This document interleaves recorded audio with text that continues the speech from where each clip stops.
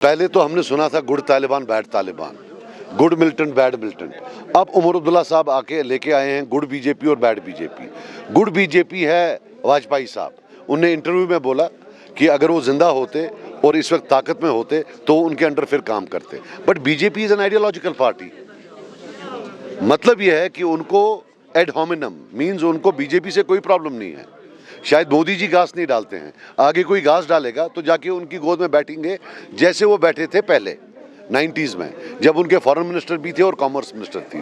Reality है, yes of course, उन्होंने नागपुर से शुरू किया है अपना दौर, अपना सफ़र, और आजकल जो भी उनके खिलाफ है वो सब बीजेपी वाले हैं, जो भी उनके खिलाफ हैं वो एजेंसी वाले हैं। This nonsense has to end, he has to behave and stop humiliating. जब वो बोलता है ये सब बीजेपी वाले हैं, इसका क्या मतलब जो लोग हमारे साथ हैं वो बीजेपी वाले हैं, वो एजेंसी वाले हैं। He can not humiliate people.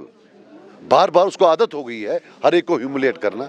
नीम कश्मीरी आदमी, टूरिस्ट आदमी, ना इसको यहाँ की तहजीब की पता है, ना जबान पता है, बातें बड़ी बड़ी कर रहा है। डेवलपमेंट और डिग्निटी की जब आप बात करते हैं तो वो डेवलपमेंट तो चलो समझ में भी आ जाता है, लेकिन जब आप डिग्निटी की बात करते हैं पर्टिकुलरली, वो किस तरह की डिग्निटी पर्टिकुलर कश्मीर को लेकर? We want to be equal Indians, we can not be unequal Indians. जो कानून आपने पूरे हिंदुस्तान के बच्चों के लिए रखे हैं वही इस कश्मीर में भी होने चाहिए। You can not have one set of laws for say Karnataka और तमिलनाडु और गुजरात और Delhi and one set of laws for Kashmir. ये जो पुलिस वेरिफिकेशन का सिस्टम है, let the people of India know in the entire country, बंदे को, it is the individual who is investigated, that should we give him a positive or a negative police certificate। यहाँ पूरे खानदान को करते हैं कि पूरी फैमिली में, एक्सटेंडेड फैमिली में एक बंदा भी इन्वॉल्व हो, सबके सबको बोलते हैं इसको एडवर्स मीन्स उनको पासपोर्ट नहीं मिलेगा, उनको गवर्नमेंट जॉब नहीं मिलेगी, उनको बैंक लोन नहीं, शायद बैंक लोन का नहीं मालूम है, शायद वो भी है, और वो कोई गवर्नमेंट प्रोजेक्ट्स नहीं कर सकते हैं, तो फिर जाएंगे कहाँ? That's what I mean by dignity. That now stop this.